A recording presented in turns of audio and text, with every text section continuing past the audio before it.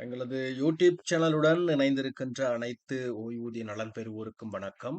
நாங்கள் இன்றைய வீடியோ மூலமாக ஒரு முக்கியமான தகவலை பார்க்க இருக்கின்றோம். அதாவது இலங்கையில் ஓய்வூதிய செயற்பாடுகளை செயற்படுத்துகின்ற போது பிரதேச செயலகங்களுடைய பங்களிப்பு எவ்வாறானது என்பது தொடர்பாகவும், ஓய்வூதிய திணைக்களத்துக்கும் இந்த பிரதேச செயலகங்களுக்கும் இடையிலான இடைத்தொடர்புகள் எவ்வாறு காணப்படுகிறது என்பது சம்பந்தமாகவும் நாங்கள் பார்க்க இருக்கின்றோம். அத்தோடு ஓய்வூதிய நலன் பெறுபவர்கள் இந்த பிரதேச செயலகங்களுக்கு செல்வதன் மூலமாக எவ்வாறான நன்மைகளை பெற்றுக்கொள்ளலாம் என்பது பற்றியும் நாங்கள் இந்த வீடியோ மூலமாக பார்க்க இருக்கின்றோம். முன்னதாக நாங்கள் அதாவது உங்களுக்கு தெரியும், ஒரு இலங்கையில் ஓய்வூதிய செயற்பாடுகள் சகலவற்றுக்கும் பொறுப்பாக இருக்கின்ற அமைப்பாக ஓய்வூதிய திணைக்களம் காணப்படுகிறது. இந்த ஓய்வூதிய திணைக்களமானது ஓய்வூதிய செயற்பாடுகளை பிரதேச மட்டங்களில் செயற்படுத்துவதற்கு பிரதேச செயலகங்கள் உதவி செய்கின்றன. அத்தோடு மாவட்ட செயலகங்களும் இதில் இணைந்து பணியாற்றுகின்றது. முக்கியமாக நீங்கள் கல்வி துறை சார் ஒரு அரச ஊழியராக அல்லது பாதுகாப்பு சேவையைச் சேர்ந்தவராக அல்லது முகாமைத்துவ உதவியாளர்களாக என பல துறைகளில் நீங்கள் சேவையாற்றி இருக்கக்கூடும். இருப்பினும் நீங்கள் ஓய்வு பெற்றதன் பின்பு உங்களுடைய செயற்பாடுகள் அனைத்தும், உங்களுக்குரிய நலன்கள், ஓய்வூதிய நலன்கள் அனைத்தும் இந்த ஓய்வூதிய திணைக்களத்தின் மூலமாகவே மேற்கொள்ளப்படும். இந்த ஓய்வூதிய திணைக்களமானது பிரதேச செயலகத்தில் இயங்குகின்ற ஓய்வூதிய பிரிவுடன் இணைந்து இந்த செயற்பாடுகளை முன்னெடுக்கும்.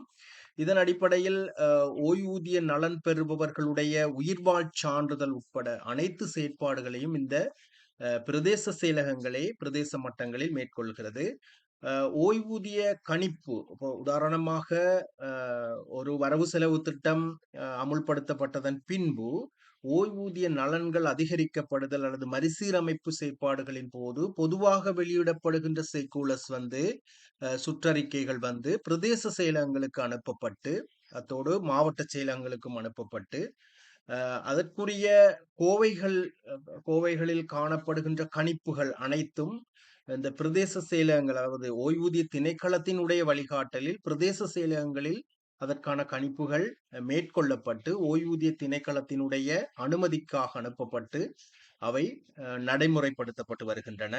இந்த பிரதேச செயலகங்களுக்கு ஓய்வூதிய நலன் பெறுபவர்கள் செல்வதன் மூலமாக நன்மைகள் சிலர் பெற்றிருக்கிறார்கள். அதாவது ஓய்வூதிய நலன்கள் தாமதமாகின்ற போது, அதாவது சுற்றறிக்கை மூலமான ஓய்வூதிய நலன்கள் தாமதமாகின்ற போது உங்களுக்குரிய பிரதேச செயலகங்களுக்கு சென்று நீங்கள் அங்கு காணக்கூடிய நிலைமைகளை அவதானிப்பதன் மூலமாக அல்லது அவர்களுடைய உதவியை கோருகின்ற போது அவர்கள் உங்களுடைய கோவைகளில் ஏதேனும் குறைபாடுகள் காணப்படாத போது, அதாவது ஓய்வூதிய கணிப்பை இலகுவாக கணிக்கக்கூடிய சந்தர்ப்பம் காணப்படுகின்ற போது அவர்கள் அதனை இலகுவாக செய்து உங்களுக்கு உதவி செய்வார்கள். அதில் உங்களுடைய கோவையில் அல்லது கணிப்புகளை இலகுவாக செய்யக்கூடிய அளவுக்கு தரவுகள் காணப்படாத போது அவர்கள் ஓய்வூதிய திணைக்களத்தினுடைய உதவியை அவர்கள் நாடி நிற்பார்கள். இதன் போது காலதாமதம் ஏற்படும். இவ்வாறாக ஒரு ஓய்வூதிய நலன்களானவை பிரதேச மட்டத்தில் இவ்வாறுதான் செயற்படுத்தப்பட்டு வருகின்றது. எனினும் பிரதேச செயலகங்களுக்கு கிடைக்கப்பெறுகின்ற சுற்றறிக்கைகள் சில நேரங்களில் சில சொற்பிரயோகங்கள் மயக்கமாக இருக்கின்ற போது அல்லது ஒரு தெளிவான விளக்கத்தை பெற்றுக்கொள்ள முடியாத சந்தர்ப்பங்களில் இவர்கள் இந்த சுற்றறிக்கையை அமுல்படுத்துவதற்கு காலதாமதம் ஏற்படுகிறது. இவர்கள் ஓய்வூதிய திணைக்களத்தை தொடர்பு கொள்வார்கள் அல்லது அருகில் உள்ள வேறு ஏதேனும் பிரதேச செயலகங்களை அவர்கள் தொடர்பு கொண்டு உதவியை நாடி நிற்பார்கள். இவ்வாறான சந்தர்ப்பங்களில் இந்த ஓய்வூதிய சுற்றறிக்கைகளை உரிய நேரத்தில் அமுல்படுத்த முடியாத ஒரு சூழல் ஏற்படுகிறது. உங்களுக்கு தெரியும், இப்ப பிரதேச செயலகங்கள் எடுத்தோம்னா அதுல பல கிராம அலுவலர் பிரிவுகள் காணப்படும். இந்த ஒவ்வொரு கிராம அலுவலர் பிரிவுகளிலும் இருக்கின்ற ஓய்வூதிய நலன் பெறுபவர்கள் பற்றிய தரவுகள் கிராம அலுவலர்களிடம் காணப்படும். இந்த கிராம அலுவலர்களிடம் காணப்படுகின்ற தரவுகளை ஒன்று சேர்த்து இந்த பிரதேச செயலகங்கள்ல கிராம அலுவலர் மற்றும் பிரதேச செயலகங்களில் இருக்கின்ற ஓய்வூதிய நலன் பிரிவு இவர்கள் இணைந்து இந்த செயற்பாடுகளை சில சந்தர்ப்பங்களில் முன்னெடுப்பார்கள். குறிப்பாக உயிர்வாழ் சான்றிதழ் போன்றவற்றை கிராம அலுவலர்களுடைய ஒத்துழைப்புடனேயே இந்த பிரதேச செயலகங்கள் உறுதிப்படுத்துகின்றன. இவ்வாறு உயிர்வாழ் சான்றிதழை பெற்றுக்கொள்வதிலும் இந்த பிரதேச செயலகங்கள் உதவுகின்றன. அத்தோடு இந்த வங்கிகளும் சில சந்தர்ப்பங்களில் உயிர்வாழ் சான்றிதழை உறுதிப்படுத்துகின்றன. இலங்கை வங்கி போன்ற வங்கிகள் வந்து உயிர்வாழ் சான்றிதழை பெற்றுக் கொடுப்பதில் உதவி நிற்கின்றன. இவ்வாறாக பிரதேச செயலகங்கள் இந்த ஓய்வூதிய நலன்களை பெற்றுக் கொடுப்பதில் ஒரு பெரும் பங்களிப்பு ஆற்றி வருகிறது.